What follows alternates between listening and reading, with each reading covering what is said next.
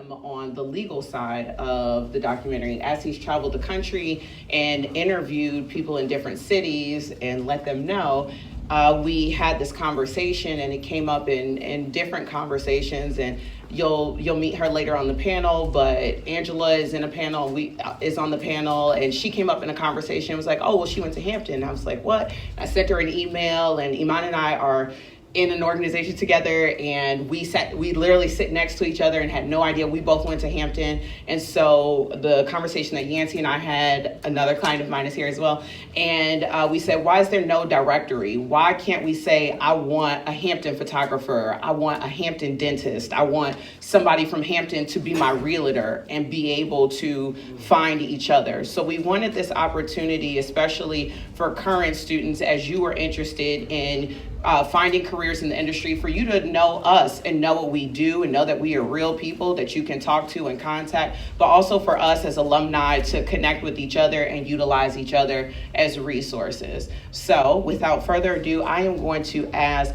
each of the panelists to stand up and very briefly face the crowd, give us your name, your class, your major, and just like your occupation, what you do, what people may know you for. If you weren't here for my spiel before, if you work in the industry, there are really these moments where people are really obnoxious and they name drop and you're just like, oh, don't do that. However, today is the day to do that. Why would people find you or your clients relevant or what you do? So I'll start on this end. If you guys just want to stand up, face the crowd one by one, and then we'll call you guys up. I'm Marcus Moore. I'm the old head here. I graduated in '99. Onyx 4, the best Onyx. Not all Onyxes are the best. So anyway, I'm a social major. I'm originally from South Carolina. I currently live in Los Angeles, California. I own a staffing firm. I'm the president of Genesis Professional Staffing. I hire for pretty much every major entertainment company that you watch. Disney, Netflix, Warner Brothers, you name it. So that's kind of who I am, and it's been a quick little synopsis there. So. Good afternoon, everyone. I'm Anita Blanton. I'm class of 05, Miss Hampton University from 0405. I'm Miss Hampton. I am the real Onyx, the best Onyx. I am a news anchor. I'm the main anchor for Wavy TV 10 and Fox 43 News. I anchor the 5, 6, 10, and 11 o'clock newscasts. All the relevant slides. Hi everybody, I'm Onyx 10. Yes. My name is Faith. I am a recent grad. I graduated May 2018. I was a strategic communications major, graphic design minor, and I've worked for companies like 300 Entertainment, Atlantic Records, and Entertainment One Music. Within all of the companies, I've started my own company. It's called 911 Sounds. We are basically a group of people who are creatives, and we marketing consult for different artists and different labels. Cool.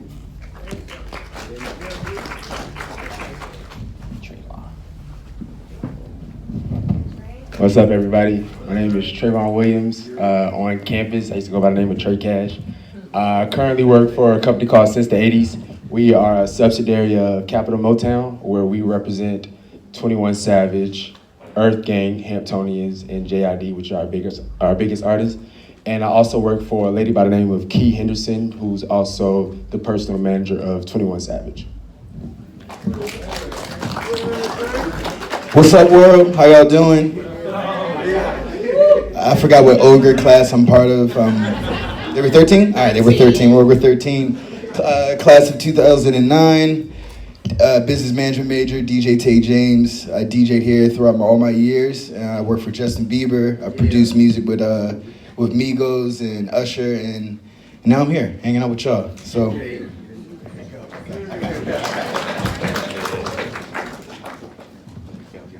Hello, I am Kellie Wells-Brinkley now. I'm an Olympic bronze medalist from 2012. Onyx 6.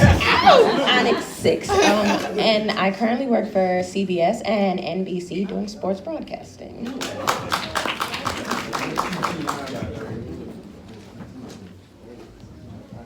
Hello, my name is Dana Cooper, now Cooper Evans. I'm Onyx 7. I graduated in 08. Yes, this is my 10th year. Graduated in 08. I was a public relations major.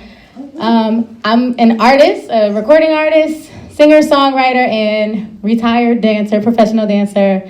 I have an NAACP Image Award for my work on the New Edition story on BET.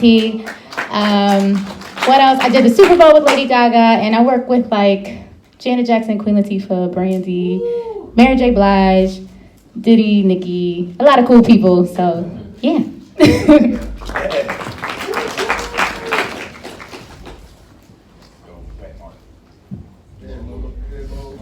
Hey, what's going on? All right, I'm just gonna turn and face it. I'm Mark Jackson, class of 2007, QT6.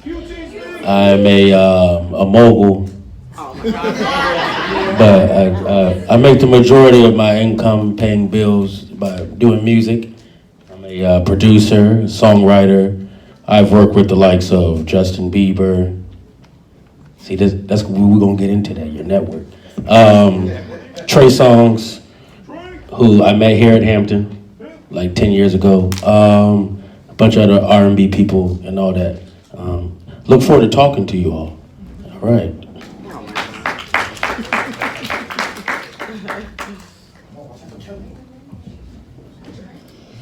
Good afternoon. My name is Marvin Hough II, QT5, although I graduated 2005, so super senior.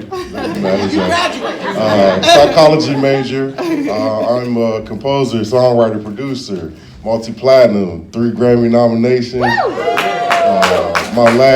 The last work that you may have heard from me is Nicki Minaj, Barbie Dreams.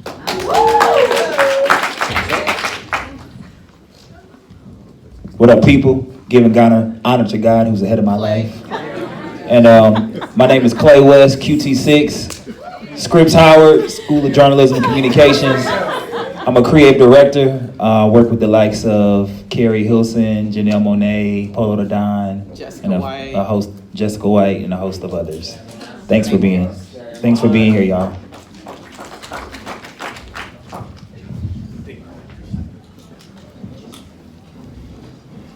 Hi, my name is Iman Ramadan. I am class of 02.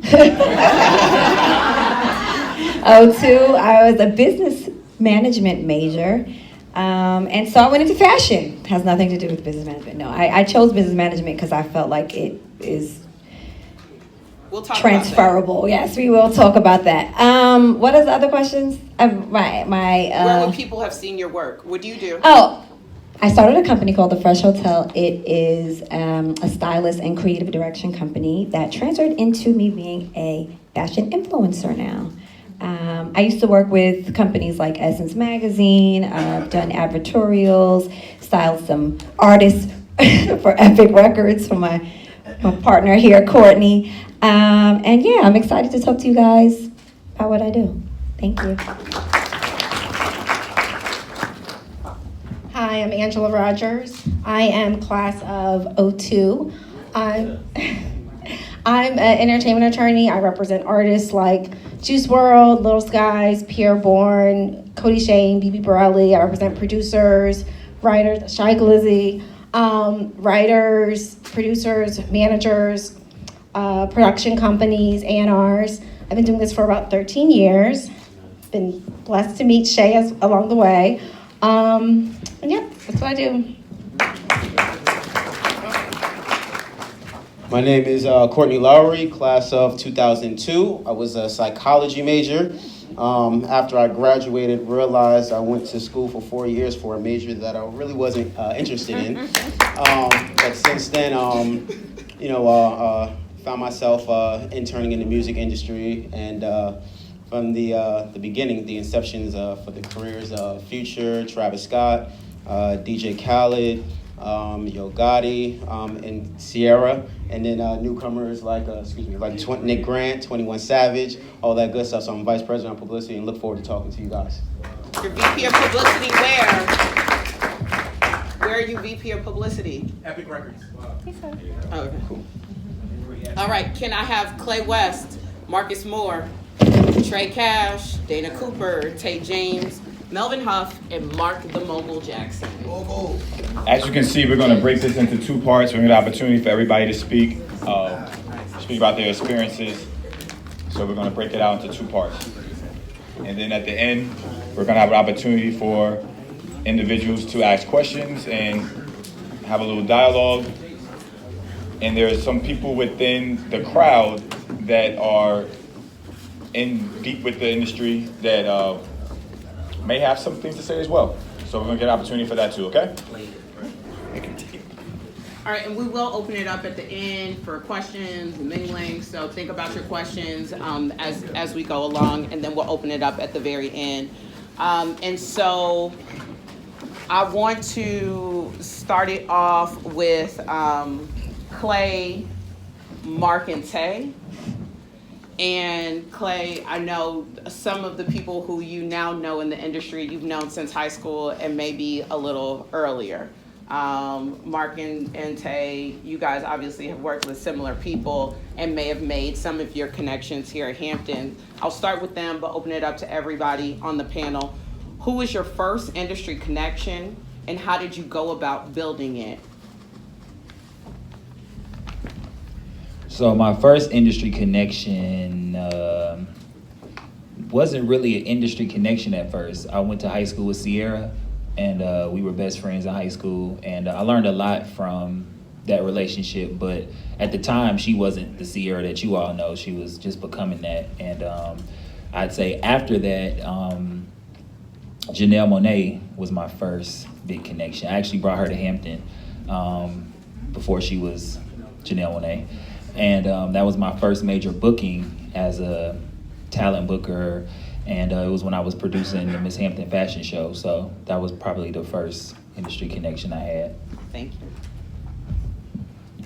I met, my first industry connection was Boogie, DJ Boogie, Ryan Marsh. He went to Hampton he was a New Face alumni as well.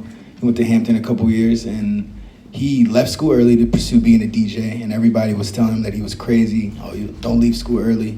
And I was trying to do the same thing, but my dad always said, like, make sure you graduate school, get your degree, you owe us some money. And like it was like a number of things, like I'm gonna hurt you, it was a lot of things that happened. So I stayed in school, So luckily, he made a lot of connections. He was working with Sammy, and based off the connections he made, he was able to meet Usher, meet Justin Bieber, back when Justin was first starting out. They needed a DJ. They called me right when I graduated. It was like perfect timing.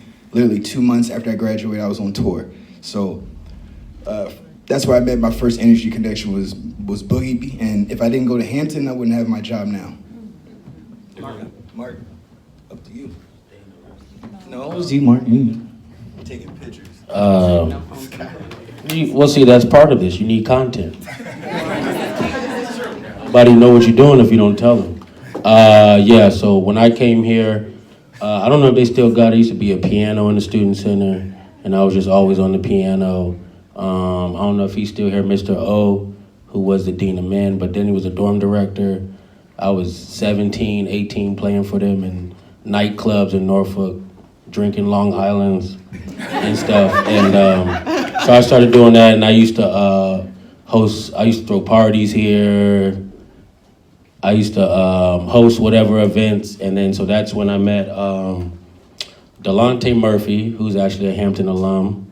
He was Trey Songz's manager at the time. I was hosting we always get all the artists before they're the artists, because then in the school, they budget. They'll pay for Frankie Beverly, but not for, okay. But so we always get them like before they're really them. So this is like just gotta make it Trey. So through Delonte, I met Troy Taylor, who was his producer, and then me and him kept in touch. And then in 2010, when I finally left Virginia, I moved to Atlanta. And then the first month I was there working on Logic. I was on Fruity Loops, and I was on the album, like just like that. So then it's a lot of stuff right here. Then with Tay, me and Tay used to be doing parties, and he's DJing. And Melvin's my big brother. He used to even play in the same group with me. He was being modest. He's producing Chris Brown, a whole bunch of people. So I used to annoy him and play my tracks for him. And then, you know, I finally made them proud now. So, that, I mean, that's how it all worked for me. Let me get Dana, and then we'll move him up. We'll move it on down the hall. So I think I actually used to be in a singing group when I was like 14 years old. That was my first introduction to the industry, and I thought I was gonna like jump straight into like going on tour, and my mom was like, "You're tripping, you're going to college." So, you know, my sister went here, so it was like just the obvious choice. I think I was like going here before I even went here. I used to come be at like all the parties, like all the time. People even knew who I was before I got here, like 14 years old in a Holland Jam. Anyway, but you know, once I got here, I connected with just anything that had to do with music. Mark would be playing piano in the student center, and I'd be like, "What song are we singing?" And then somebody would do something else, be dancing, and I'm like, "I want to be over here." I wanted to be in everything, in and up in everything. And then we started I think people found us. I did hair shows all over the Time Warner area, and people started finding us. Chauncey from Blackstreet was one of the first people who actually hired me to choreograph. And I was like, cool, you know, I'd love to do that. I met some of my closest friends who work with Chris Brown, actually, and they were the ones who implored me to move to LA and to really take a shot at dancing professionally. So I always wanted to be an artist, but I was like, as soon as I went out there, I was signed to an agency, and it just took off. It was just stuff happening, and then I was on tour, and I was just like gone for like 5 years. And so then I came back to being an artist. I think I've had a moment with like everyone up here though, musically, fashion show, and like I was just up in everything. Like First club ever. I took him to the first club in LA. I think I migrated to LA first, and then like everyone just followed me. So that's why we're all in LA now. Yeah. Let's get Trey. Thank you, Dana. First club ever in LA. She took me. I think, well, while I was at Hampton, I was always known as the person who would get on the mic. If y'all was just in there, I was actually on the mic just not too long ago. I was the one who said, "Let's open up a mosh pit," and that whole craziness that just happened. Yeah. Yeah, we had a mosh pit. We was on some PWI stuff just now. My first introduction to the music industry, actually at Hampton, an Atlantic rep reached out to me because P&B Rock was, you know, on the up and up at this moment, and we brought P&B Rock to Hampton for the first time, which was really dope. But then I was a journalism major, and I started transitioning over into what most journalism majors do, go to law school. So I tried out law school. It didn't work. They kicked me out the first semester. And I met Lulu. Lulu was my little. Let me rephrase that. Lulu was my little, and she and I went down to Revolt Music Conference. She paid. I didn't. I snuck in. I snuck in, and I was using one of my big bros who went to Hampton. His name is Yazir Britt. He actually works for Revolt as well. I snuck in, and I was trying to talk to Coach K. And I was like, "Hey, Coach K, I see you in the barbershop all the time. I want to, connect with you, blah, blah, blah." And security pushing him. And I met Key. Key is the personal manager of 21 Savage. She was on stage and she was laughing. And she was like, "Yo, I know how that goes. I see that happen all the time." I was the only person in there with a suit on. Everybody was dressed chill like most industry folks are. And she was like, "You seem very poised. Let's talk when you get to Atlanta." So I was blowing her phone up. When I got to Atlanta, we finally got a chance to chop it up. One thing led to another. I went from being her shadow to being her assistant to actually completing my first tour this summer with Post Malone and 21 Savage. Which was really, really dope. It was awesome. And now she just, launched a company with Capitol Motown. It's called Since the 80s, where we manage Earth Gang and JID and 21 Savage, which is really, really dope. And now I'm managing artists as well. So I'm fairly new to the game, so I don't have as many dope gems as these professionals right here, but I'm learning. We're just starting. Thank you, Trey. My first, major connection in the industry is here at Hampton. There's actually two producers, one named Chris Haskins, He actually did Wankster with Jay Praise, which is a co-producer. And then the other one is Chris Henderson. He's the one that wrote Case, Happily Ever After. He did Blame It on the Alcohol for Jamie Foxx. So those are two guys I always felt like, man, if I could just like really talk to them, get with them, maybe try to get something figured out. Reality is, Chris Haskins he said, you can make beats in my studio, you're good to go, but I'm not gonna help in any other way because he had to learn the business. So the idea of learning the business was to find out who in Virginia was connected. And if you know anything about this Tidewater area, two of the biggest producers in the music business are right across the tunnel.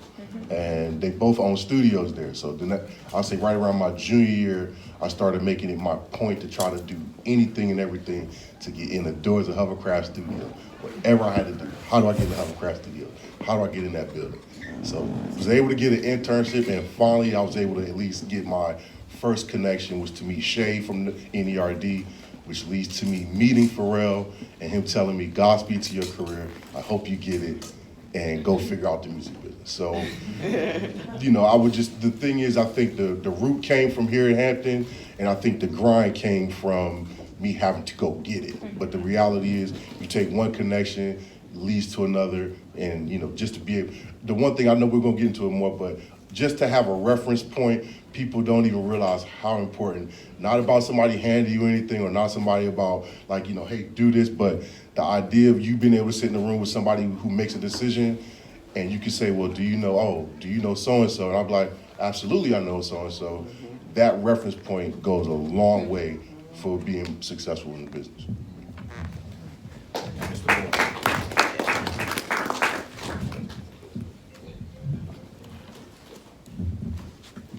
I think I'm the only person not in the music business up here. I'm in staffing. But when I was here at Hampton, I worked in a union and I did all the concerts here.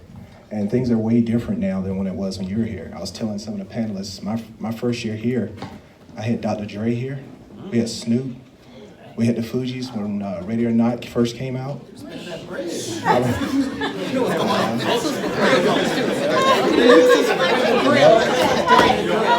was there. Yeah, what's up? We brought. This is true, all true. I took. Ruben Studdard, bro. Y'all hear Ruben Studdard? Yes, no, for real. That was our homecoming concert. This is 100% true. My freshman year, I was probably way more known than I should have been because I always had tickets. I took Puffy and Biggie to the CAF, and we had a concert in the cafeteria. Yeah. And then I got called to President Harvey's office because we walked over Ogden Circle. That ain't no good. Everybody from Chris Rock. We had everybody here. Lauryn Hill just walked up and down the campus. Missy Timbaland used to be on campus all the time. And after I saw Different World, I'm like, this is what a HBCU is. Yeah, Ruben Studdard, bro. This is my life story, and I told these two ladies this earlier today. Prince album, Emancipation, was going to be shot on campus by the Emancipation Oath, but President Harvey. At the time, you know, Prince was wearing his butt out and chaps. So he said no, but Prince's agent called the student union. I picked up the phone, and he's like, Prince wants to come to Hampton. I was like, and I was like, Prince who? I'm a freshman, from South Carolina. And I'm sitting here talking to Prince, people. And anyway, through these relationships, while I was here, I was the editor of the entertainment editor for the script. And I worked for Vibe all 4 years while I was here. So I went to every Vibe party. I met everybody from J-Lo. I saw Alicia Keys' first live performance. The coolest thing I ever did was meet Quincy Jones, who I absolutely love.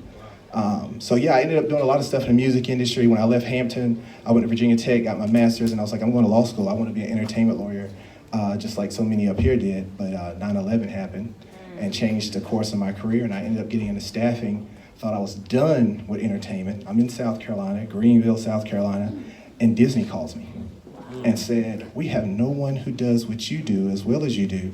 If you're ever in LA, hit me up. I went to a conference in San Diego, a diversity conference.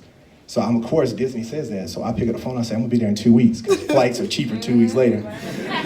And I go there, and I'm in this bougie restaurant, and I'm having dinner beside, I hate to call a grown man this, but I can't think of his name. His character was McDreamy on Grey's Anatomy, and he's sitting right beside me.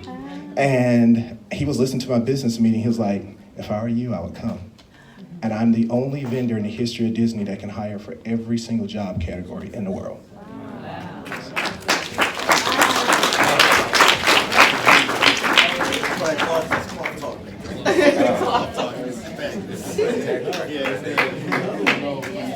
All right, so one of the main things that I talk about within the documentary is the effect of things that happen when you decide to go to a college or a university and you're going there for a particular major, but then things happen. You join organizations, you network, you meet people, and without you even realizing it, you're developing new relationships that end up scoping what direction you're going to end up making in life.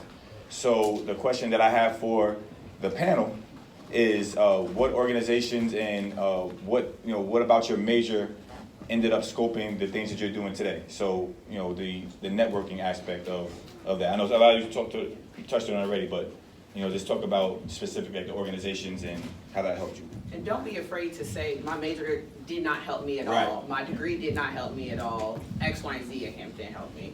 Be honest. So when I came to Hampton, Never like, I don't know who gambled or something, like double down. I never like capitalized each time the iron would strike. So it'd be cool, I'm doing this. And it's not that I would get complacent, but that's why I was even saying that stuff about content.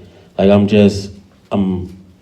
really a humble person, so I'm just not, to me that's like weird. Or if I tell people I'm about to go do this with Trey, they're like, Trey who? I'm like, it's weird for me to say an artist name, so that's just not the type of person I am. But you really you have to do that stuff. This is your brand, your company. Shay is also, she's my attorney, and she did all my negotiations for the Bieber album, and it's the lawyers of lawyers, and it's Shay, my friend from Hampton, a black female attorney. She's in there like, no, they already agreed to this, and Mark is getting this. And we need, is there any issues on this? We need this by tomorrow. I said, okay. And I woke up and there's just, money in your account. And that's a beautiful thing. So I think one of my mistakes, which I'm even still working on, because I kind of did it when the Justin thing struck, I kind of did it a little better, but I really could have went way harder. I'm finding messages in my Facebook, like from the Grammy people, like, we wanted to do a write-up on you. I missed that. So, and that's also about having a team with you too. I always try to do, because I'm the person, like, at least if I know I'm doing it, it'll either get done or not get done, but at least I can only blame myself. But you can't run like that. Like, I Shay, and I have an accountant, and then other than that, like, you really need people that's on, like, social media and doing your content and all that. You really, every time, even if the iron's not hot, you need to be striking. Like, you need your content. You're a producer or a songwriter or whatever, you need to just be, snippets, this or that. Like I've met so many people, and I give everybody, because I was that kid. I used to beg Melvin, let me get like, I'll sign to you. And he was always, same way they used to tell him, like, no, I'm gonna give you this opportunity, but then you're on your own. Like, you gotta really learn all that. And so I got lost. But, So the important part, I would say, is a team around you. And the dope part about when you're in school is it's all passion. Nobody's like, now I'm out here, if I want to get somebody to do PR for me, or Clay or somebody, like, I need a retainer, because I'm an adult now and all this. But right now, it's your people. It's passion. And so this is the point, now when you build your circle, people are like, and I'll handle your social media for you, I'll do this for you, you go do this. I was a music engineering major. I was actually an MET major. So I can say that, well, I didn't finish though too either. I'm like the Kanye of Hampton. So, but I did that specifically. I didn't want to go to a 4-year college. I wanted to go to Full Sail because I already knew what I wanted to do. I didn't want to really come, but that was like, I didn't want to go to Howard. It's too close. I'm from Northern Virginia. So I came down here. I'm trying to finish this up. But with the music engineering program, we didn't have the best technology, but we learned I'm learning frequencies. I know how to make mic chords. I'm learning all this stuff, and in the producer world, that's given me an advantage. When I send beats in, they're like, it's already mixed. Like basically, it's already like ready, and people respond to that, and people appreciate that. So for the mistake thing, I would say definitely keep a circle around you, and even if the iron is not hot, strike. I like it. We will finish with Marcus, Clay, and Melvin, and then we'll move on to the second half of our panel. So if our next panelists can get mentally ready. Let me just say, Shay's my lawyer too. Yeah. So Shay's big time. Shay just got me some money like 2 weeks ago. All she did was send an email. If I sent, well, don't be telling my business. If I sent that, like that's why you need representation. Keep good people around you. That's a perfect segue, because that's what I was going to say. My mom used to say all the time, you are who you hang around. I have been really loyal to a lot of people, and when you're loyal to people who don't deserve your time, it takes you a lot longer to get to where you're supposed to be.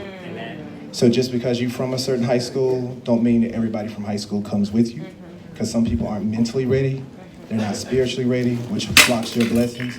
I don't want to be overly spiritual, but it's real. Find you a confidant, because I don't care if it's your man, your girl, your mom. You got to have somebody you talk to. I started my company. My company will be 15 years old next month.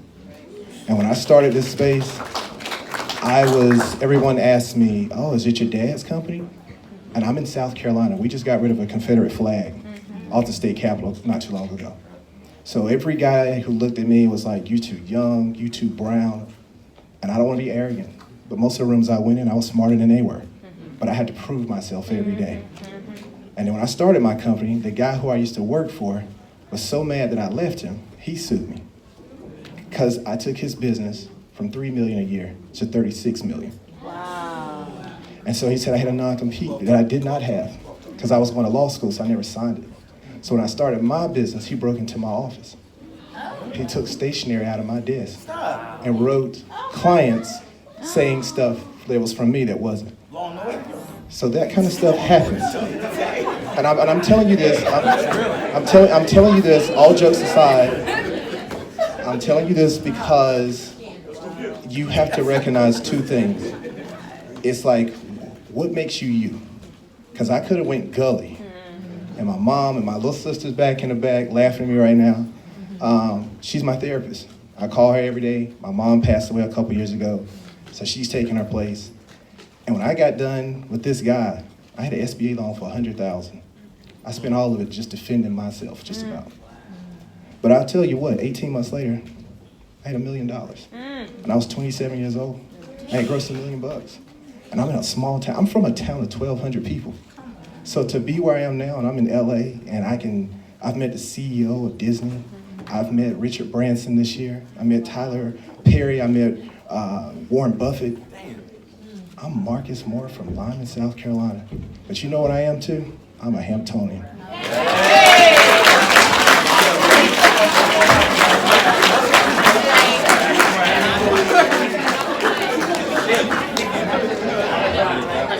Drop the mic. I was gonna let the end on, right? That's a shirt.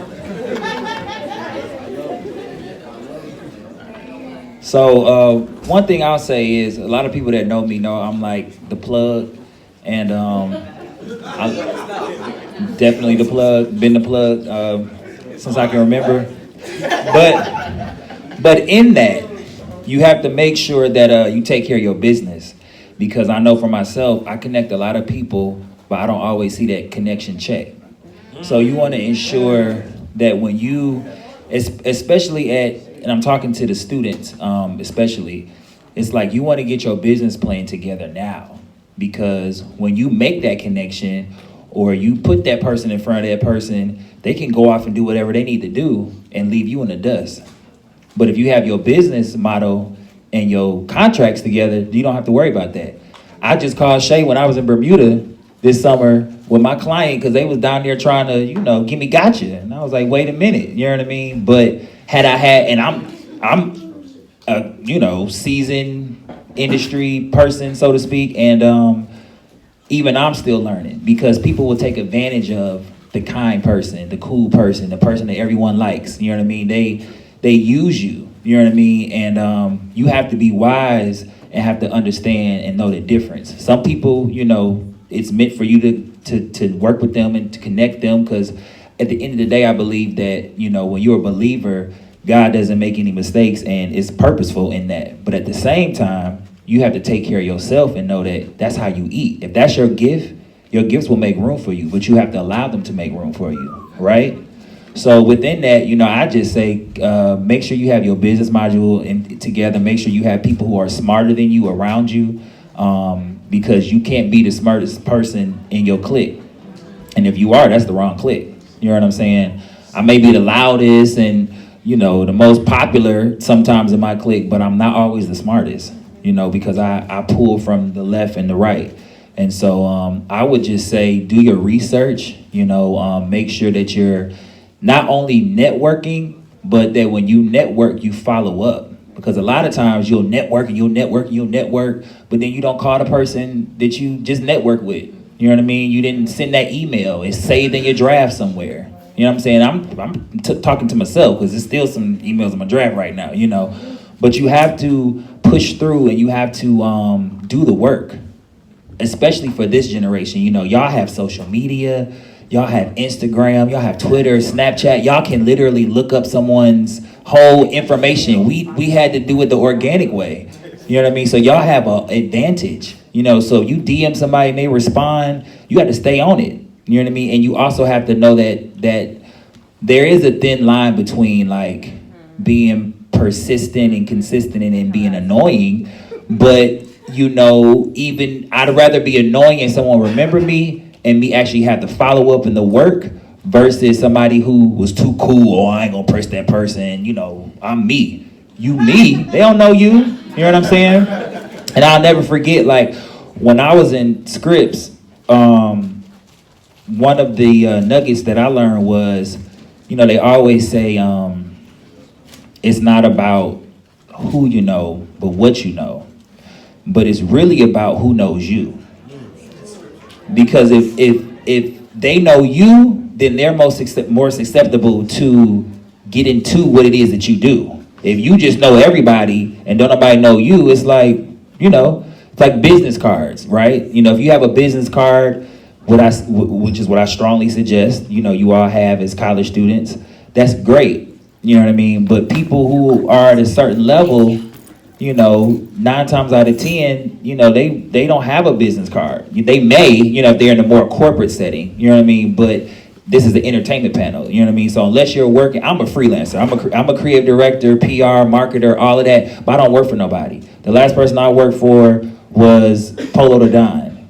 And since then, I've been freelancing and doing my thing creatively and maneuvering and finding my way to, you know, do what I still love to do, but at the same time, make a living off of it. So you have to know how to put yourself out there. My mother always told me, put your best foot forward, you know, and put yourself out there and promote yourself, because no one is going to promote you like you can promote yourself. And so that's why a lot of people know me and they see me and they're like, oh, yo, Clay. And it's because I do a good job at promoting myself. But what are you promoting? That's key. I'll try to keep it pretty short and sweet. I think one mistake I know that I can vividly remember is I had an opportunity to work on a very well-known rap album. It was Watch the Throne. Got invited to Mercer Hotel, sat down and got the chance to go in the room over there and go make beats. So I was like, man, I diligently wanted to make that album. And I finally came up on a track that everybody loved. I was like, oh my God, I think I'm gonna make it this placement. I'm gonna get the placement. They wanted to make a bunch of changes to it, and I said no. Yes, said no. And so and my whole thought was, well, no, I want it to be about, you know, I want my idea to be what it is. I don't know if y'all seen Insecure, that whole second season. That was literally me, right? I have an opportunity to get in the room, and I'm worried about self and not thinking about the greater good of being a part of something. So long story short, don't make the album. So I think the mistake of doing that is to let you know that sometimes you have to know when it's important to be a part of the sum as opposed to being by yourself. Because you can either be an island that you're by yourself and everybody's looking at you over there and say, well, why is he over there?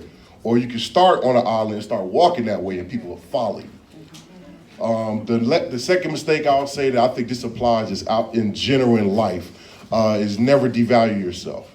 And another great example of me devaluing myself, which is important for you never to do, is had an opportunity again to work with Chris Brown, somebody I worked with multiple times. I'm on 3 of his albums. The biggest mistake I made is my initial negotiations with him. I really went low of what I felt like I was owed. Started low. So naturally, number 2 comes out like, well, yeah, I made the first one, so I want a little bit more this time. And they said, well, why would we do that?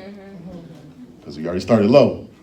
Luckily, the relationship was to the point where they felt like I deserved it, but the reality is they were well within their rights to say, well, why would I do it again? If you pay $1.50 for a bottle of water today, why would I pay $2.50 from the same person? Because I didn't place the correct value on what it is that I do. I think it's important to, and with that, placing the correct value comes the most extreme responsibility. If you're gonna go ask for $100,000 for somebody, you better make sure it's well worth you asking for that amount of money. You know what I mean? So even when you negotiate for your even just like asking for salaries at work or job interviews, if you want that amount of money, you have to make sure it's worth it. You know what I mean? Anybody can say anything, but the thing is, how much responsibility are you going to do? And when you place the responsibility on the value that you're setting for yourself, that's where growth comes. Because as you get better, as it gets better, they want to give you more money because it's simple math. It's like, man, if I gave you 100,000 and it earned me $1 million, what happens if I give you $1 million? And that's just simple 1, 2, 3. So place value in yourself and seize opportunity. Cool.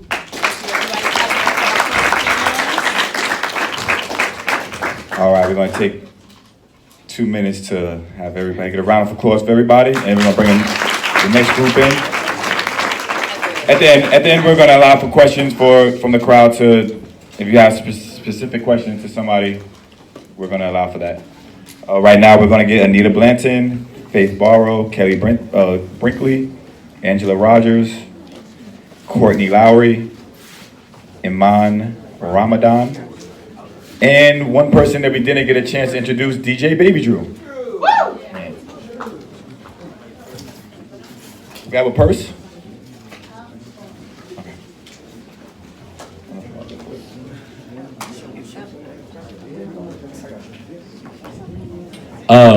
I made, literally just at the table, I made an email.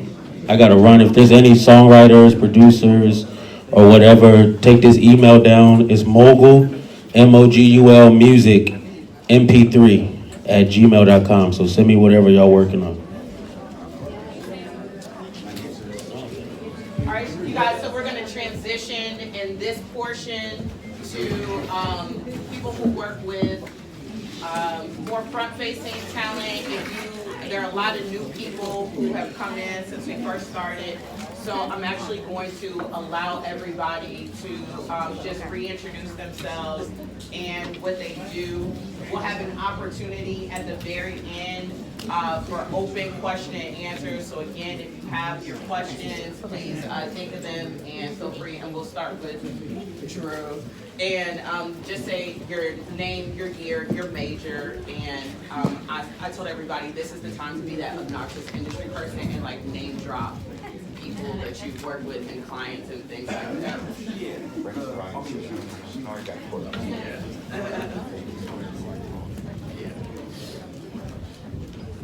Once again, thank you for everybody for coming out. I appreciate that. You guys are awesome. Woo! It's our first year. Hopefully it'll be an annual thing, but we have a great turnout for our first year and promoting it from like Tuesday. So, good. All right. Hey. What's up, everybody? My name is Andrew Bisnaught, aka DJ Babeydrew. I'm Onyx 5, class of 2002. I was an advertising and public relations major here at Hampton. WHOV was my radio station that I started at. What else do I have to say? What do you do? Oh, what do I do? I'm a DJ. I'm an international Grammy Award winning DJ. I played in about 56 countries. I tour internationally like all year round. Played about 56 countries. I DJ'd for Chris Brown for about 10 years. I played for Lil Wayne for the Carter 3 album. I DJ'd for Kelly Rowland, Jordan Sparks, a ton of Diddy, Trey Songz, a bunch of people, a lot of people. And I'm a business owner and entrepreneur as well. Good afternoon, everyone. For those of you who are just arriving, I'm Anita Blanton, class of 2005, Onyx 6. Miss Hampton 0405. Let's see here. So I was a student leader, His Chosen Sounds Gospel Choir. And I currently am the main anchor of Wavy TV 10 and Fox 43 here in Hampton Roads. I anchor the 5, 6, 10, and 11 o'clock newscasts. You said this is the time to be obnoxious, drop stuff. Okay, so sang for the NBA for 2 years for the Oklahoma City Thunder during my time there. Yeah, absolutely. And I know we'll get into it a little bit more in terms of your internships and whatnot, but made a lot of connections in NBC in New York City that have really paid off in a big way, and so we'll talk about that as well. Good afternoon, everybody. My name is Faith Barrow. I am a graduating class of May 2018, so I'm probably like one of the youngest people on this panel. I'm 23. I'm from Long Island, New York. And, just to be obnoxious, many of you may know I've worked with companies like 300 Entertainment, Atlantic Records, the Orchard Distribution, and E1. As a marketing consultant, I've worked with artists like Cardi B, Gucci Mane, Wiz Khalifa, P&B Rock, just to name a few. And I started here at Hampton as an intern, so I really worked hard and just went hard and did a lot of internships and just kept grinding. I am Kellie Brinkley. I was Kellie Wells when I attended here, class of 2005, Onyx 6 in the building. I am an Olympic bronze medalist. I'm actually the first Olympic medalist from Hampton University.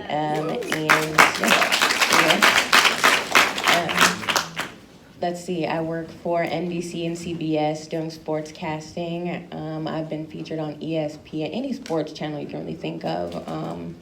Kind of transparent, sharing my story. I have the 5th highest streamed ESPN E60 out of any E60 that's ever been created, and I pitched that myself.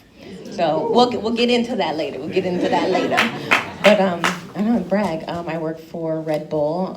I do media training for their up-and-coming young athletes, a lot of Jamaicans and young sprinters in America. I work for East Bay. I'm a face of, I do brand ambassador for lots of different companies, but I'm sure I'll be able to share that with you later.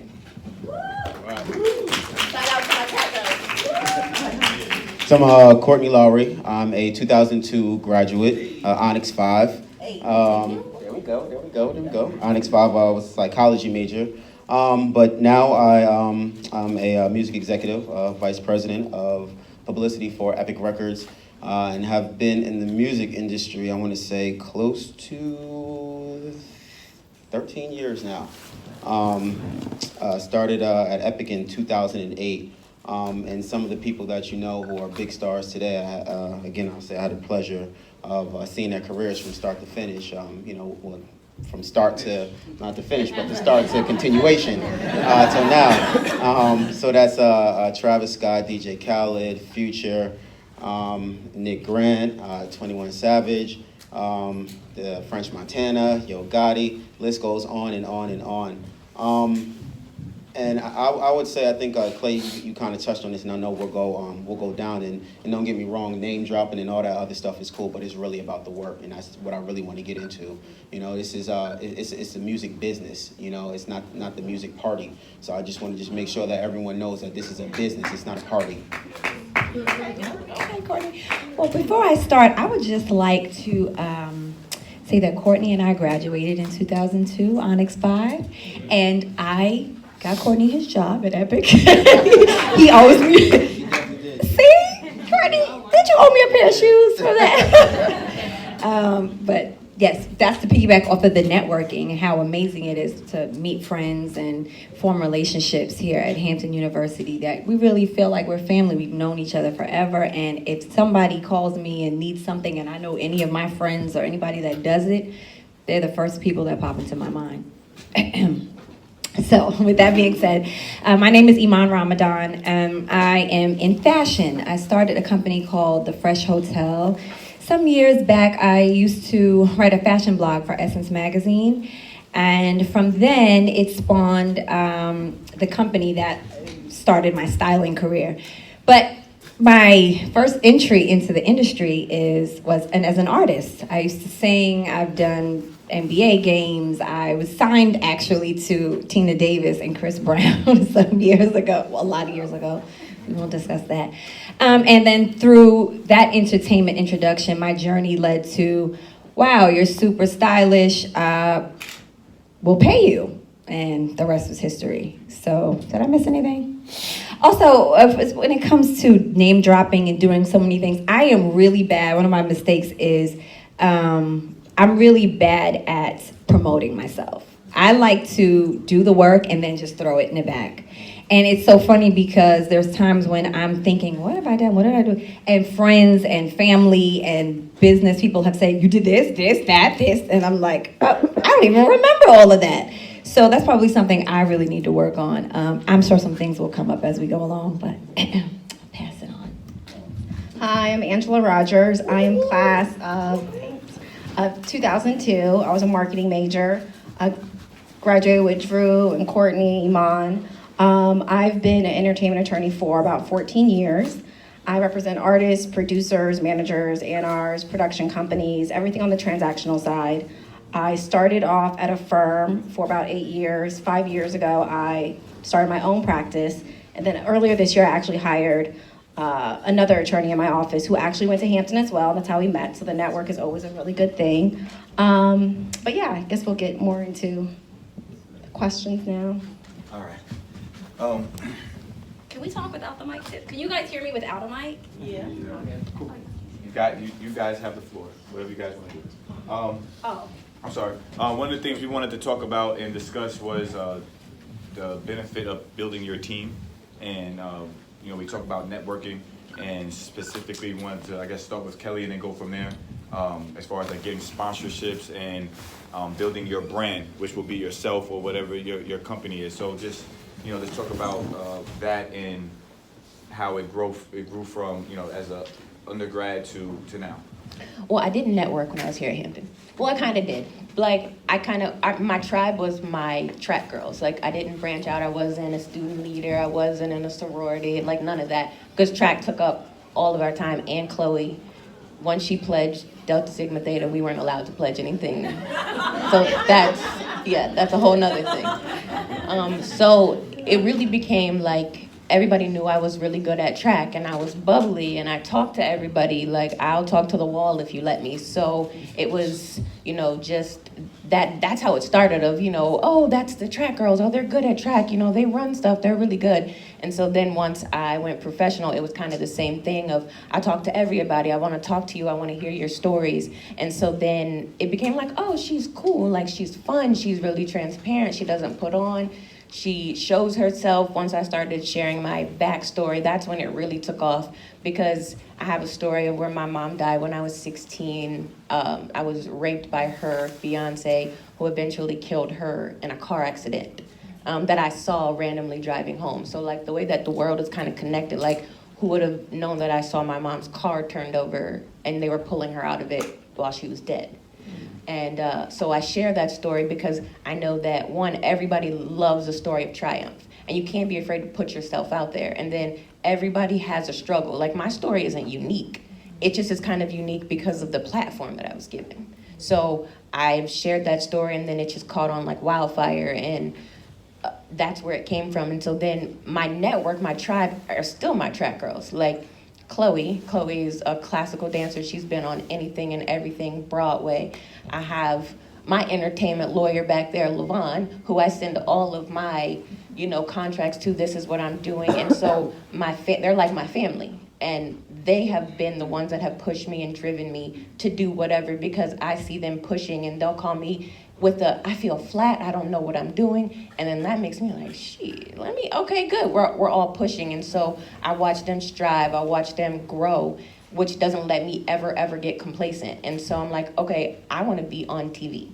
I remember one day I was like, I just want to be on TV. How do I make this happen? What can I do? What can I do for myself? Because I've always advocated for myself. So I'm like, I'm going to take my story. I'm going to find out who produces these East 60s, because, okay, I watch them and they're stories that tug on your heart. They make you cry. I got that, so let's make something pop with it. And then they loved it, and we shot it over the Olympics. We were at ESPN at the Olympics. And for track, there aren't that many people. Like, if you watch track, I hope y'all watch track, because I'm on. There aren't that many people that they focus on. There's Sonia Richards, there's Allison Felix, and Usain Bolt. Outside of that, who do you know?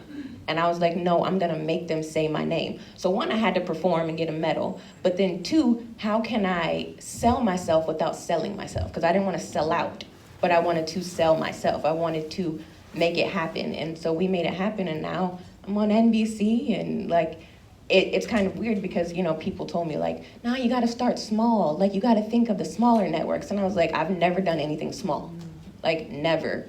What can I do? Who do I know? So I just networked. Chloe pushed me a lot. Chloe pushed me a whole lot to go, do it. We keep hearing Chloe. Chloe, she's right there.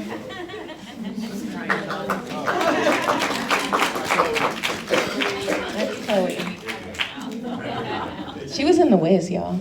She was in The Wiz. She danced in The Wiz. But I'm sorry. Yeah. So. I'm sorry. No, so yeah, that was it. A really good point, and so I want to transition between you and Courtney, and then we'll actually circle to Anita. As you're building out careers and you're working in the label, and you play such an integral part. There's so many parts to an artist's career, but if the publicity isn't right, it all defeats the purpose. So can you talk about how you work with other people in the industry and just the various teams that you may be a part of and how they rely on you? Well, everyone knows an artist is it's dimensions, it's layers. Just like you all in here, you all are some are Hamptonians, and some of you are mothers, some of you are fathers, some of you are sisters, some of you are brothers. So it's layers. And you have to have the right team. I'm not the begin all end all. And I believe in quality over quantity. So your team doesn't necessarily have to be a team of 10 to 15 people, but if you have 4 to 5 solid people that really know, that are experts in their space, and also you need people that really believe in you. There will be times where a lot of people won't be able to see the vision, but if you have a team around you that understands the vision, and that's an expert in their space, you guys, it's unstoppable what you can do. Also, the music business is a industry of you shape culture, and also with that, it becomes a great responsibility with that as well too. You have the opportunity to work with people who have the influence over masses, and that's power right there. One thing that I consistently make sure that when we go into our label meetings, again, because it is a business, everything isn't a party. We do have board meetings. We do have it. The table will look like this. And you better be all you can be, or you won't be. And that's what people don't necessarily see. But with that, there will come times when we are asked to make decisions on behalf of an artist campaign, and you have to realize the decision that you're making affects the masses. We all have little sisters, little cousins, little nieces, and we want to make sure, and brothers and sisters, and we want to make sure, that we're putting out the most positive message as possible. And if there is some type of negative connotation, you're able to spin it and you're able to flip it to a positive.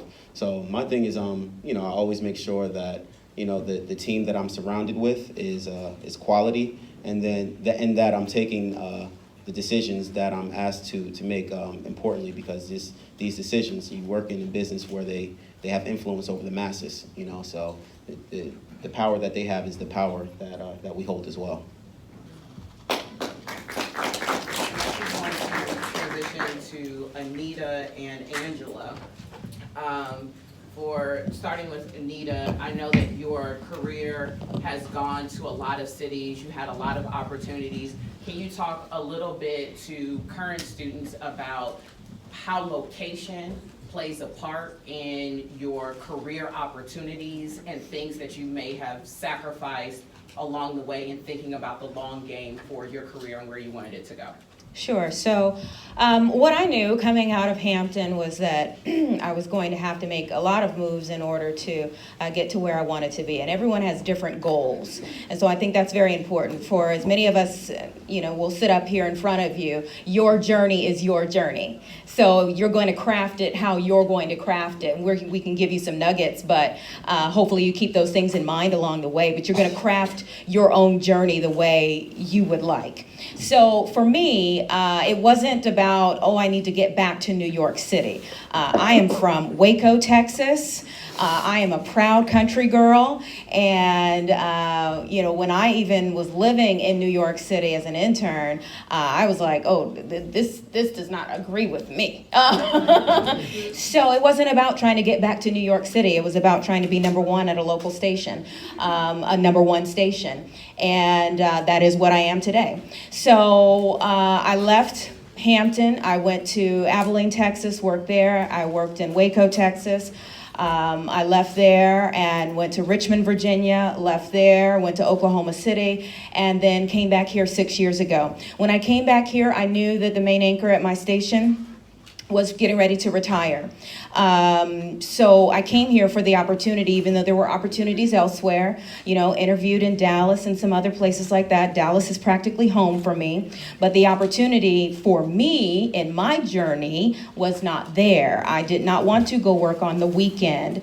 I wanted to work Monday through Friday in the evening, and that was here. So I knew she was getting ready to retire. I came here. I did work on the weekends for 6 weeks before she retired, and then I moved to weekdays for about 2 years. They launched a new show. I was doing at that time the 5:30. They launched a new show. At that point, I was doing the 4 and the 5:30, and then about a year after doing the 4 and the 5:30 newscast, and both of those newscasts being number one, I was given another promotion and became the 5, 6, 10, and 11 o'clock anchor.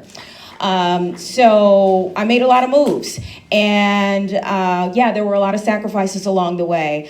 You know, there was the boyfriend that's like, well, I'm gonna be here, so, and I'm like, well, I'm gonna move there. And to this day, I'm single. You know, I've been, you know, things work the way they're supposed to in the end. So what I will say is that I made the decisions that I made for a reason. I'm not one to look back on life with regrets. Could I have made different decisions? Sure. But from a career standpoint, I am where I wanted to be, and got there much sooner than I even thought I would be. From a personal standpoint, did those things line up totally? No, you know, no. And I think that is something, you know, if I'm being honest with you know, young people coming out of school, those are things you have to consider. You know, what are the sacrifices that you're willing to make? I remember when I was in my dorm in Davidson Hall, sitting down and talking with Robin Roberts on the phone. Our families are very close. Her father was like a mentor to my father, and my father proceeded over his funeral when he passed away. And so I'm on the phone with her, and she's like, you know, what do you want to do? What's your trajectory? What are you trying to do? And as I'm telling her, and she was like, well, you know, some sacrifices have to be made along the way. Those are things you have to think about. Personally, what are you trying to do? You know, if somebody tells you, you know, I can think of someone that I dated along the way, and they said, well, you know, okay, well, he's an attorney, he's got a law firm, and he's like, Anita, I'm going to be here, you know, and I'm thinking, okay.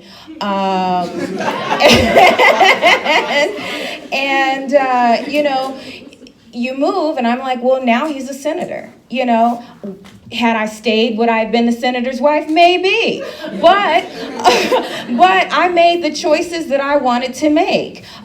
So those are things you have to think about. Some people's careers are meant to be in one location. You know, some people cannot move around.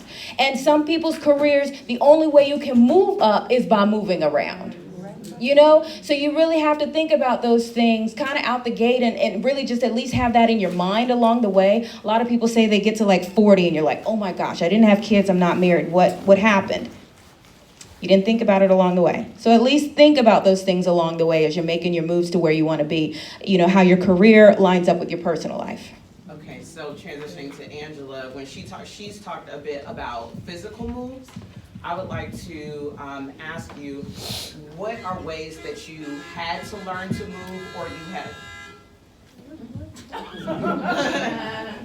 or that you evolved to move in as a woman in a male-dominated industry, and you've been in the industry for a while and successfully. So what are maybe lessons that you had to learn and ways that you've learned to move, or ways that maybe you've always moved as a woman in a male-dominated industry that you feel like have worked for you, and advice that you would give to young ladies in the audience?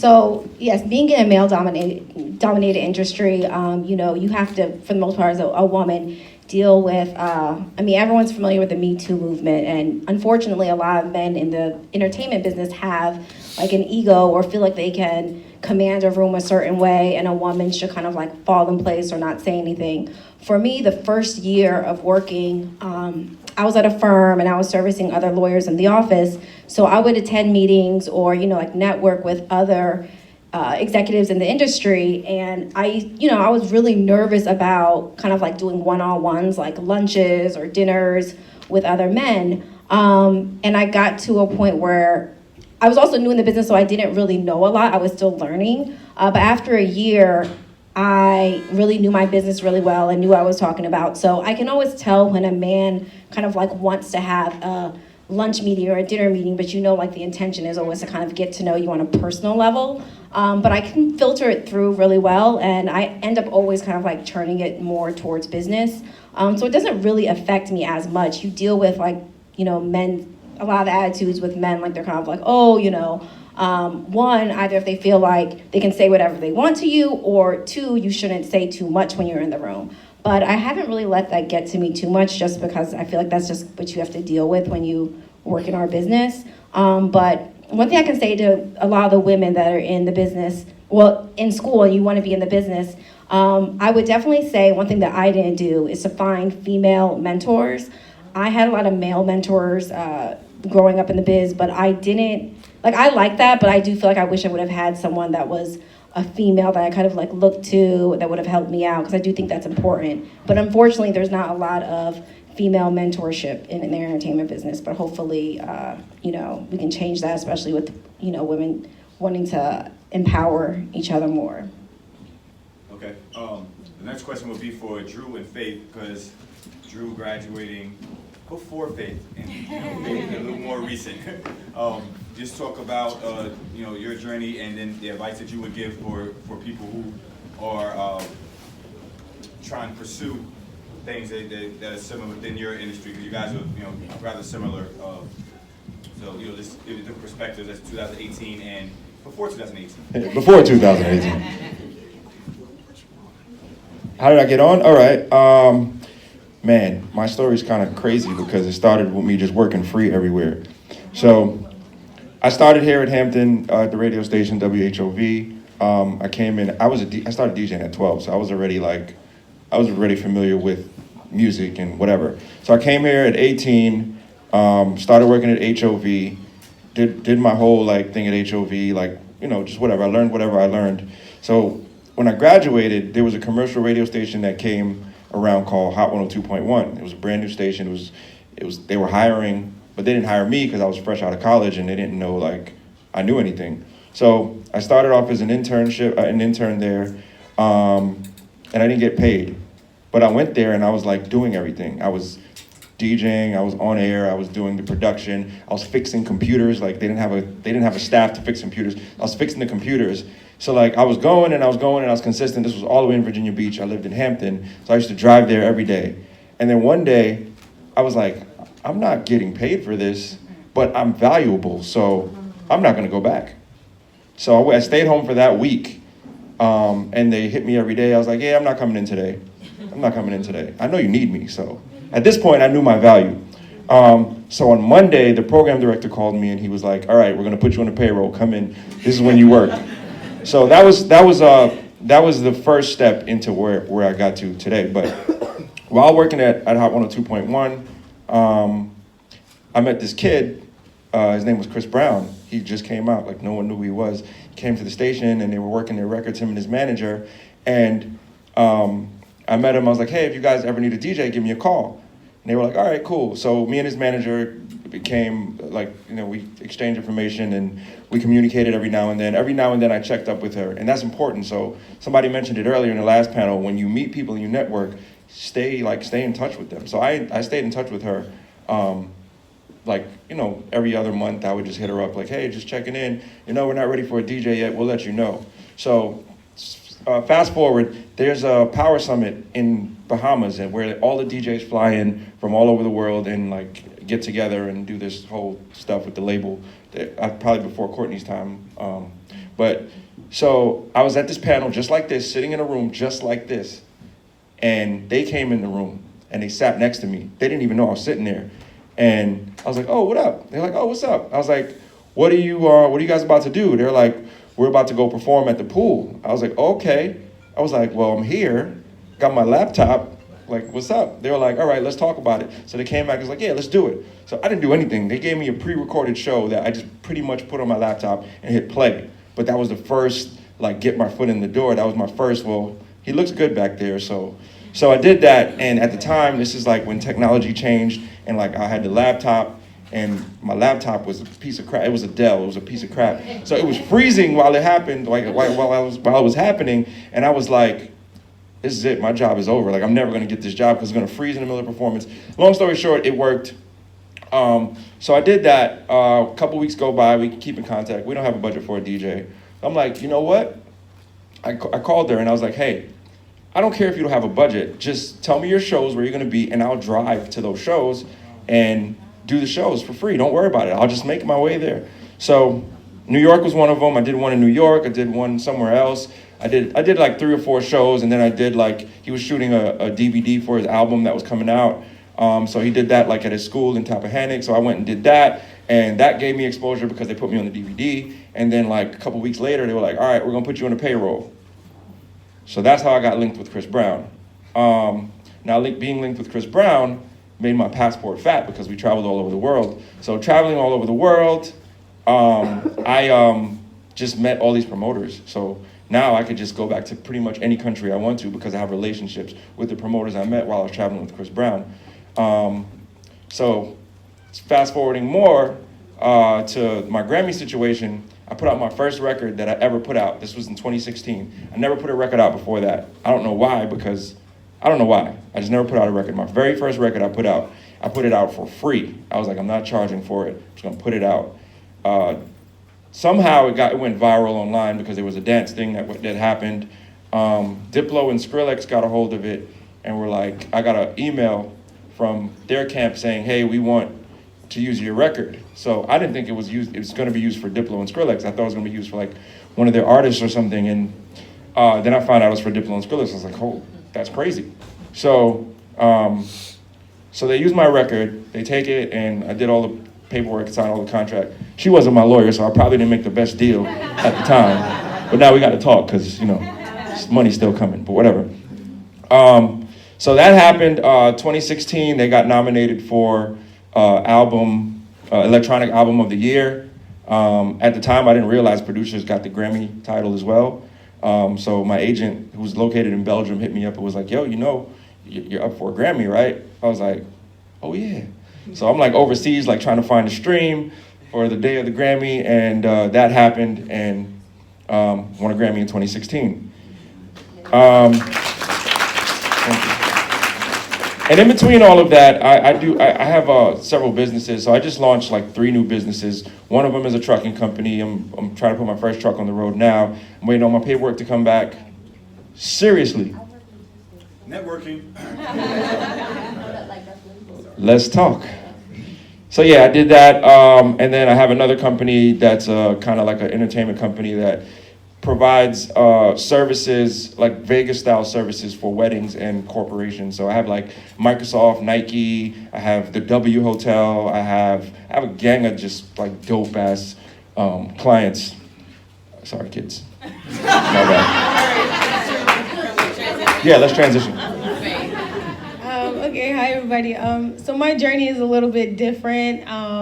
I started off interning for 300 Entertainment. It was my sophomore year. I had just joined SLP, and I was just like, I have to do something. So I'm looking on Instagram, and it's like we're so blessed to have social media because we can use that as a clutch. Like, there's people who get paid to post pictures about tea. So we have an opportunity to do things that they didn't have before. So I'm on Instagram, I come across this company, and I noticed that one of my godmothers is following them. So at the time, she was a VP at a major record label, and I was like, hey, could you just help me? Just give me the email, just help me. So I ended up going on there, going through every single person that the company was following. I followed those people, I DM'd them, and then one of the people answered me before my godmother even got back to me. So I sent her over my resume. I was like, I don't have much, I'm just a sophomore, but I'll be free, I'll be there, just let me try. So she reacted really well, and then I started interning there. And every time we would have a break or we would go back home for holidays, I would always make sure that I would be like, hey, you guys are doing anything? Do you need help? I can do this, I can do that. Or I was doing graphic design. I'm like, I'll make your flyer. What do you need? Just tell me what you need, and I'll try and figure it out. So yes, I worked at 300 Entertainment. As an intern, it's always important to make sure that you ask them, what do you need help with? For my first couple weeks, I sat at the table with everybody else. Now, I was the only person like this, sitting there, and they're all doing stuff, and I'm like, well, nobody asked me to do anything. Or, hey, you guys don't want to ask me to lunch? I eat lunch. So I had to realize that no one's gonna come to you. You think everyone knows you, but no one knows you. So you have to go to them. So I would start going to the managers and going to Kevin Lyles, one of the owners, and I'm like, hey, can I just have 5 minutes on your calendar? Can we just talk? Meeting with Leo Cohen, going to meetings. He actually took me to a Monster meeting, and I got to hear how big deals were made and things like that. So from there, I came back to school, and I eventually graduated. I graduated early. I graduated in December 2017. But I came back to walk with my class in May 2018 because I just wanted to be with Onyx 10. Okay, so after I graduated, now I know a lot of people who are juniors and seniors, you get those pre-jitters, I have to have a job when I graduate. Oh my God, my parents spent all her money on here. I have a single mom, so she worked really hard to put me through Hampton, so I had to pay her back because she was not gonna have that. From there, so I graduated and I got a job offer at VaynerMedia, but that's an advertising firm. So I was like, dang, Entertainment One Music, an independent record label, hit me up to be a digital marketing intern. So now I'm like, do I go be a product manager at an advertising firm, or do I become an intern at Entertainment One? My mom's like, you better go to VaynerMedia because you owe me some money. But I'm like, she's a real big supporter of my dreams, so I was like, Mom, I'm not doing that. I just need you to help me a little bit. So I started working at Nordstrom, and then I took the internship instead of taking the job. So I worked at Nordstrom, I worked at Vans, and I was doing that, and I was doing the internship, and as I was an intern, I started working projects like Tamar Braxton, the Wu-Tang Clan, and E1. They took me from digital marketing intern and made me into the digital marketing coordinator. By then, the assistant to the SVP, she had quit, and they called me in the room, and they're like, hey, we're gonna give you a promotion. So I'm just standing there I only been here a couple months, okay? And they're like, okay, so we're gonna make you the marketing coordinator and the assistant to the SVP of marketing. So I started doing that, and I'm working all these projects, and they weren't paying me. I was still getting paid as an intern. I want to be transparent. People are seeing me on Instagram, and they're thinking oh, she's lit. I'm broke. I'm still working hard. They see me with Shy Glizzy, but I don't have any money. So I'm still working, and my boss, she knows, she saw the grind in me, and she knew that I would do anything for my job. So she knew that Atlantic Records was my dream. That was my dream company. I've always said, I'm gonna work there, I wanna be like Cookie Lion or something. So a job opened up at Atlantic, and I had applied to there when I was graduating, and I had the interview, but they said no, they passed. So I'm working at E1, and my boss, she actually talked to them before I got a chance to. So she spoke with Marsha St. Hubert, who is the SVP of marketing there. She manages artists like Cardi B, Gucci Mane, Wiz Khalifa, Lil Uzi Vert, P&B Rock, Boosie. So she knew that I wanted to get that job. I interviewed there, and I was about to go to Revolt Music Conference with Trey, Lulu, and I had to change my flight. Now, mind you, I spent all my money on this flight, but I had a meeting with Julie Greenwald, who is like really big at Atlantic Records, and Mike Kaiser, who is the president of Urban. So I'm like, they want to interview me? Change my flight. I missed my flight. I go to the interview, and it was the best decision I ever made. I ended up getting hired there. I'm still 22. I'm working for Marsha St. Hubert and Ali Bianchi in the urban marketing department at Atlantic. And after a while, I started realizing, like, you know, this is a little bit overwhelming for me. Like, the hours weren't there and the money still wasn't there. I'm the type of person, I want to make $100,000 by 25. Like, that's my goal. So from there, I decided to start my own company. So now I'm a co-owner of a game. It's called Got Bars. It's going to be the first lyrical card game, so I do that with a couple of my friends. I own my other own company. It's called 911 Sounds. I manage an artist. His name is AK Tyler Sounds. We just did a Hot 97 Who's Next show. We work and consult with different labels. So I still kept my relationships, although I quit my job. I kept my relationship with those companies, and now they hire me to do spot jobs. So I work a full-time corporate job for Accenture, but I run my businesses like after hours on the late night, and I do different consulting for those labels. So yeah. Cool.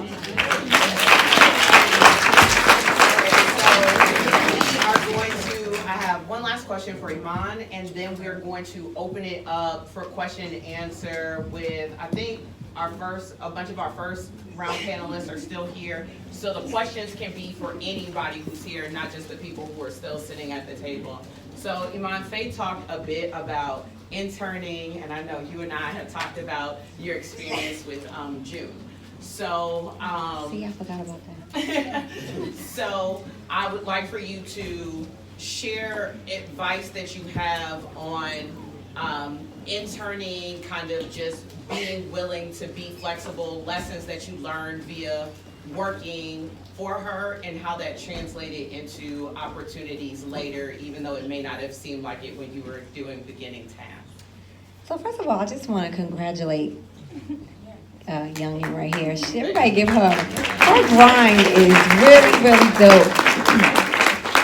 I'm gonna send my little cousin your phone number. They will hustle like you.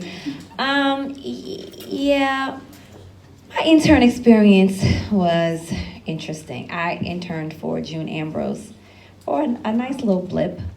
And I learned a lot about the business of styling and dealing with productions, dealing with artists, and being a gopher. And realizing that what is funny, I shared this story with Shay at Shay and I are in an entrepreneurs small group in Atlanta, Georgia. And from Atlanta. Well, I'm not. I'm from New York. But I just said that. You remember that. So my experience with June was really odd because, you know, everybody knows June. When I interned with her, that was, I don't even know how many years ago, and she was at the top then. And she really runs you through the mill, like, you know, go walk to Junior's and get cheesecake kind of interning. And the issue that I had is I had just started my own styling company on the side, and I had a few clients that were paying me, and my head got kind of big, and I'm like, why am I doing returns and taking these orders? And, you know, I got my own money coming in, and I'm building my own business. So that, I think, was a very hard lesson for me, because in hindsight, I probably should have stayed with her. I mean, to this day, she shows me all the love in the world. We know each other through personal and business people, but it is really important to humble yourself. And I read something recently that said people have a hard time starting because they don't want other people seeing them starting at the bottom.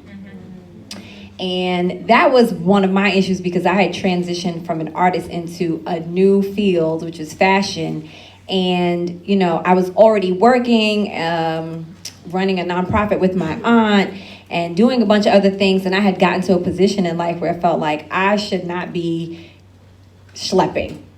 And the thing about it is when you love something and you have a passion for it and you really enjoy it, you kind of just have to humble yourself and do what you need to do to get where you want to be. And you will get there. I mean, if I could take this grind that this young, beautiful Black woman has and go at my age, I mean, shit, I could conquer the world. I mean, with all the resources and knowledge.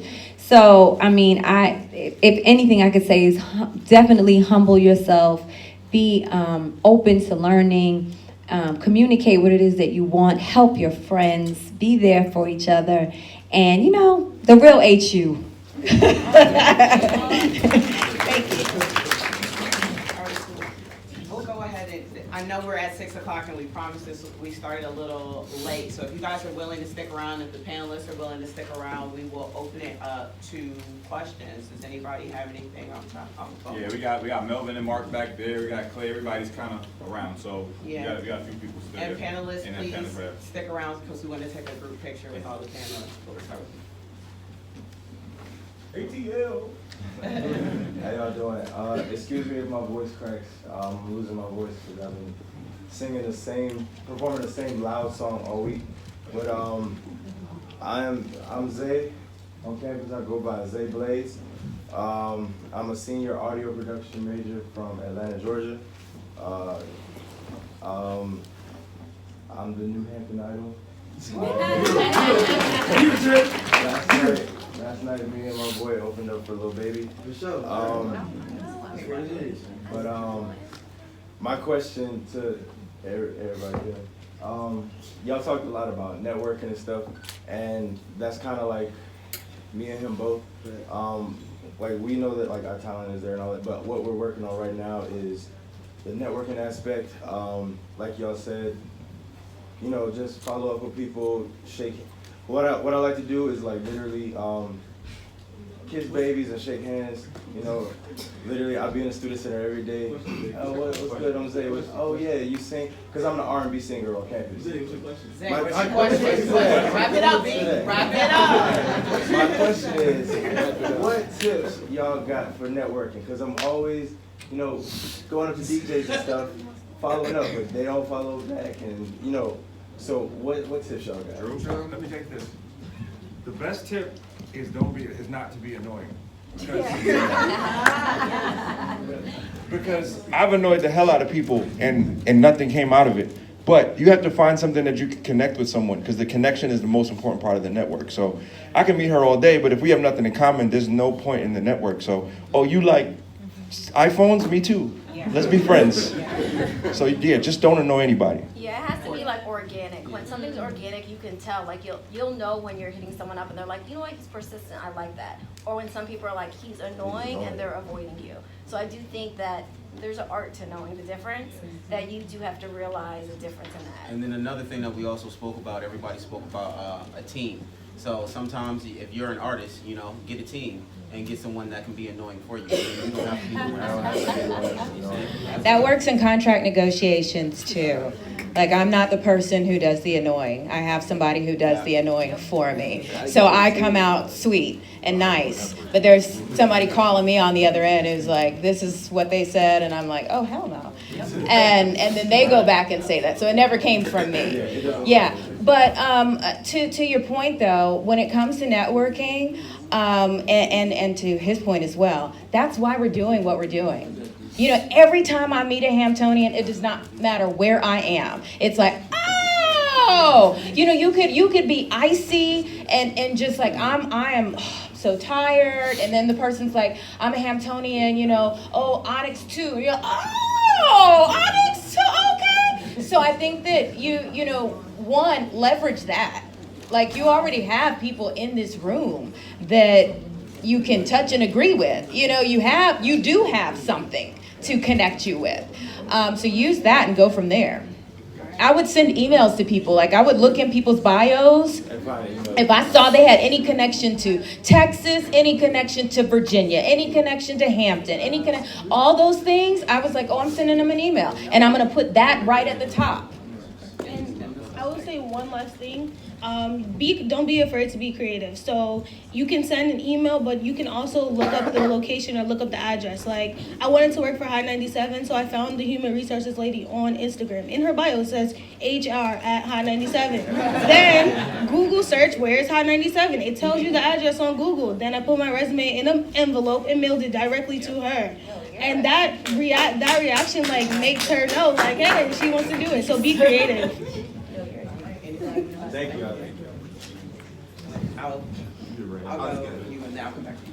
How's everybody doing? My name is Kenneth Lee Dugan, class of 05. I'm the owner of the CEO Group, which is a financial advisory firm that I created. My question to the panel and everyone who's in here, I'm big on action and taking it from this and actually putting something in place.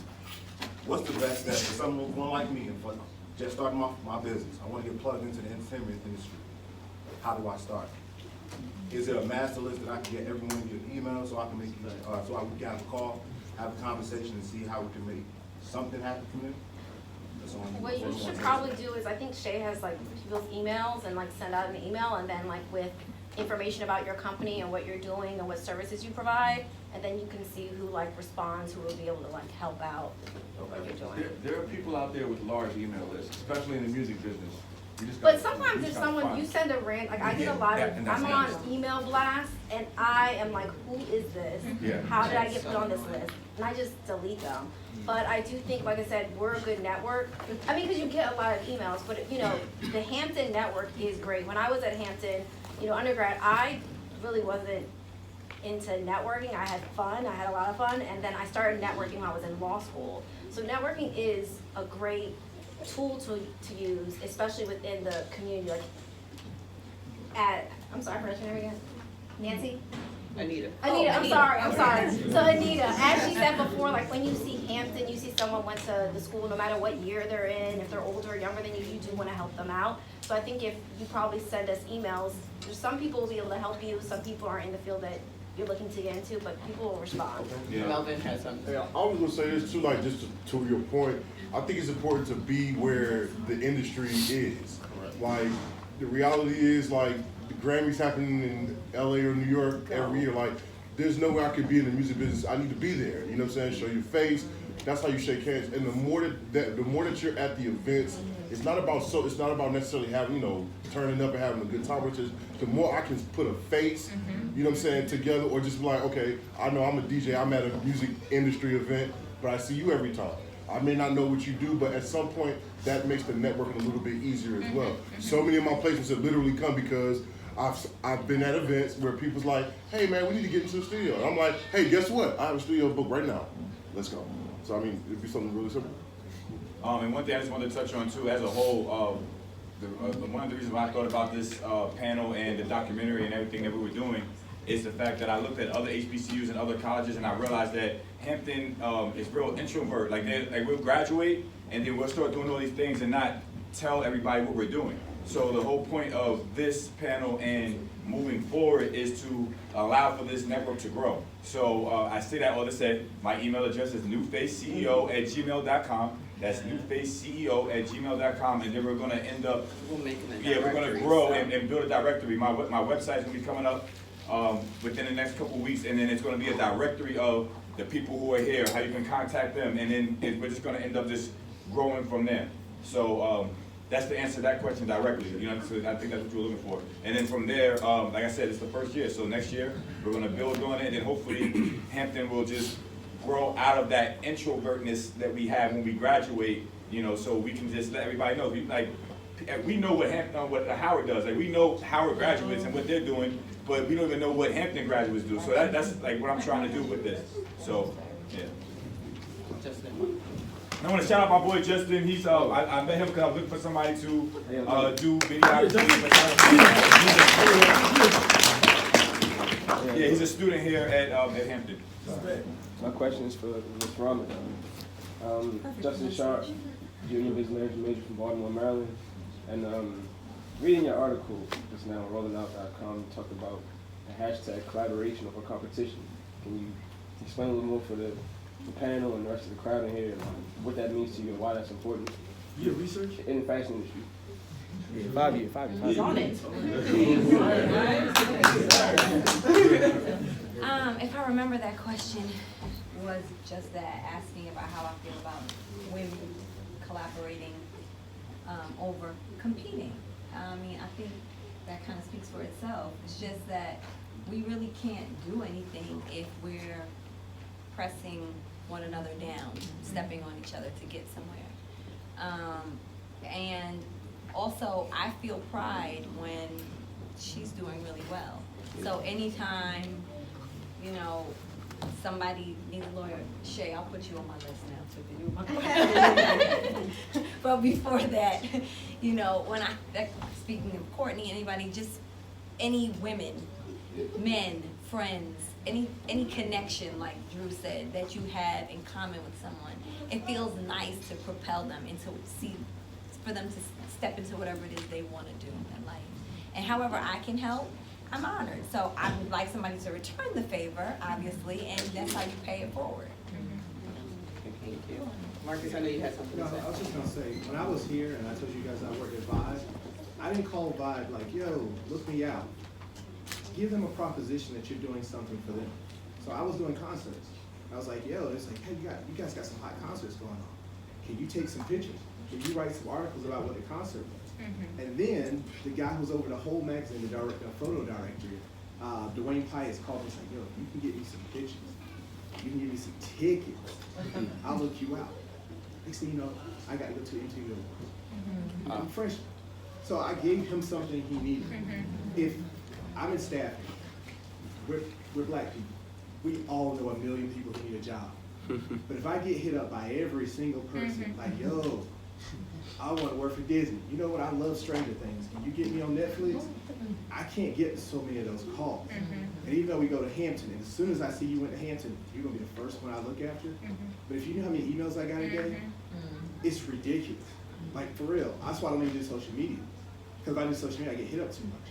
So what I'm saying to you is, you don't need to ask for emails. Put this up on LinkedIn. The moment I see you from Hampton, I'm like, yo, HU, home by the sea. But give me something. Don't just call me and be like, yo, I want a job. The worst thing you can do for me. And I get it from 60-year-old people who went to Harvard, and I'm like, oh, they're so tight. They'll call me and say, I need a job. I'm like, what you want to do? Well, I don't know. I'm like, I can't stand that. Like, you got to come to me with a mission. And you asked the question about networking. There's a very fine line between being persistent and being a pest. If you don't figure out the difference, you'll go nowhere. Just nowhere. So connect with people. And honestly, people say, like, you don't even have to go to Hampton. If you go to an HBCU, I'm not in a fraternity, but I'll be like, yo, you went to FAMU? We went through the same thing. We all stood in the same financial aid line. All terrible. You know, and there's a connection there. But when you went to Hampton, I'm like, you're the first person I'm going to call. So just keep that in mind. I'm sure the panelists agree with a lot of it. Absolutely. All right. I'm sorry to interrupt the Q&A real quick. I want you to introduce yourself because you were brought up earlier. So yeah, can you introduce yourself, your name, your class, your major, what you do, and things people might know you from? And don't be afraid to name drop. Don't be afraid to drop. Name drop. All right. My bad. I was here for a couple, like a half hour. I didn't know where the theater was. I asked somebody. But I'm Chris Henderson. I was December 95, so it's kind of, I walked in 96, so I'm kind of between 95. I was a physics major when I first got here, but I decided I wanted to do music, so I ended up being a business management major. We'll get to that later. I'm a songwriter, producer currently. What other questions? What are songs that people may know you from? All right. Well, I don't know if y'all know Happily Ever After from Case, because that was a long time. Beyonce was the video girl. Beyonce was in the video, so that's the good thing about that. Sex, R. Kelly, Blame It, Jamie Foxx, T-Pain. Produced, wrote that. Other things for like Mario, Trey Songz, Grammy Award. Jacob Lattimore. The Jamie thing called a Grammy. So, so that won a Grammy. like it. And what else? Mario, other stuff. Yeah.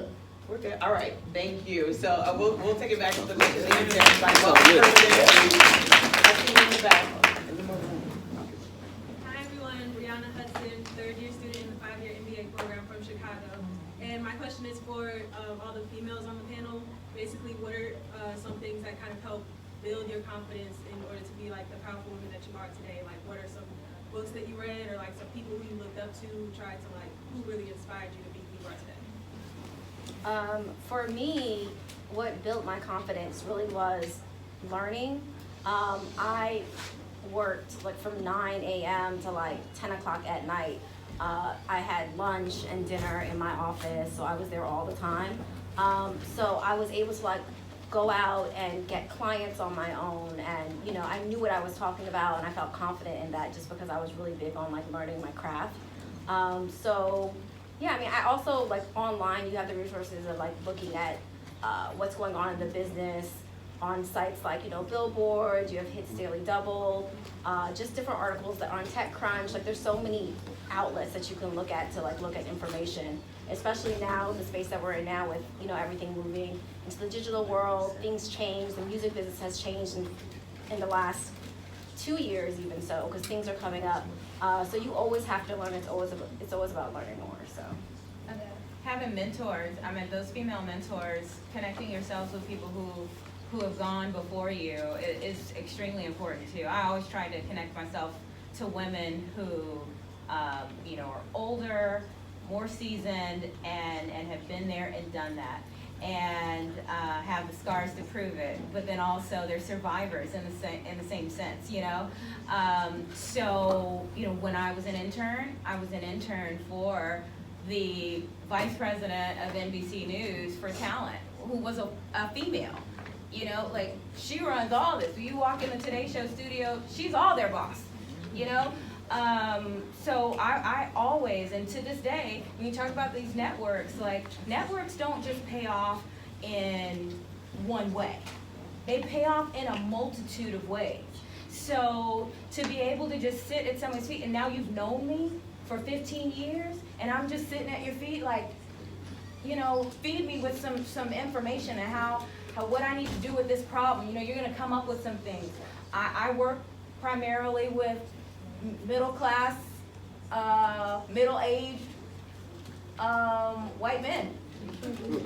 You know, and so, you know, there's gonna be some times when I just need to be like, what do I need to do about this? You know, and for that person to be able to feed you with some information, and it's not always a gender issue or a race issue, you know, but they have been there before, and they can just help you kind of shape and mold some things. You know, you're a mentee and a mentor. So I mold some young ladies, and there are some women who have molded me.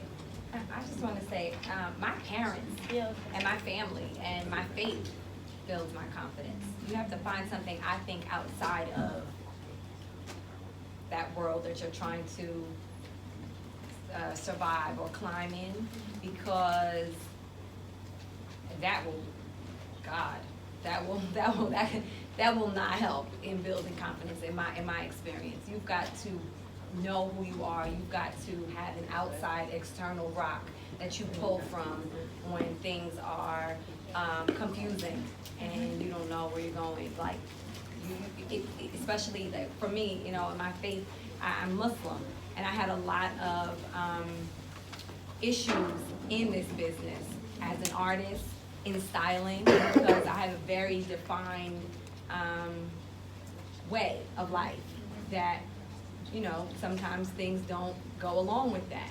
So you lose money, you lose support, you lose, you know, you're not that popular. I'm happy to say that, you know, there are a lot of sisters in my community doing really well now in the fashion world and in the music world that I'm super proud of, but that wasn't always, especially when I started.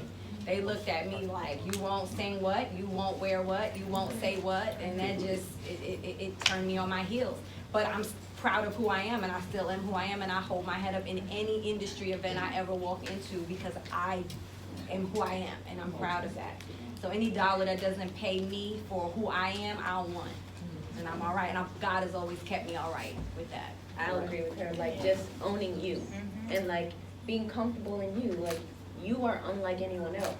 So you have to own you. And it took me a little bit to get there too, like of owning me, of being very comfortable in this is where I am, this is what I'm doing, this is who I am. You can either like it or not, but I am me and I can't change with the crowd that I'm with or with how the wind is blowing. Like just knowing you and being you and like loving you. And that helps with that confidence. And like really also my confidence comes from my tribe. Like if I'm having that low day, I know I got a couple girls that I can call and they're like, hey yo, like relax, calm, like you got this. And like knowing that like you have that support system around you, that you just may need a laugh or a lift up in that moment to know that like you're allowed to have those emotions, but you can't stay there. Like it is a temporary feeling, but you can't let it dictate what your tomorrow is. Like that today is your today, and that's it. Utilize your phone. All right. Sorry, I'm so sorry. We got it. Yeah, we have 8 minutes to get out of here. We have 3 more. There's 3 students that wanted to just speak. If we can just have the Terps, any Terps that are still here, because if it wasn't for the Terps and Chelsea, the undergraduate students, we want to have this event. So,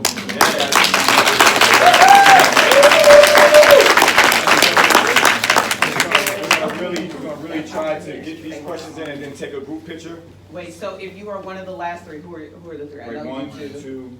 Who's the third person? I know, this one in the brown. This girl in the brown was waiting. Okay, so can you 3 stand up, each ask your questions succinctly, and everybody also remember that we're all standing here. So even if you didn't stand up in this moment and ask your question, we are all real people. I promise everybody is cool. Nobody, will be shady to you. Feel free to walk up and seriously introduce yourself and ask your question, one-on-one. But each of you, and then we'll let everybody, whoever wants to tackle it. Okay, so I wanted to say thank you for everybody coming out. Trey actually posted on Instagram, so that's how I found out about it. My name is Yonica. I'm a publicist at TV1, so I'm really happy that I found out about this event kind of last minute.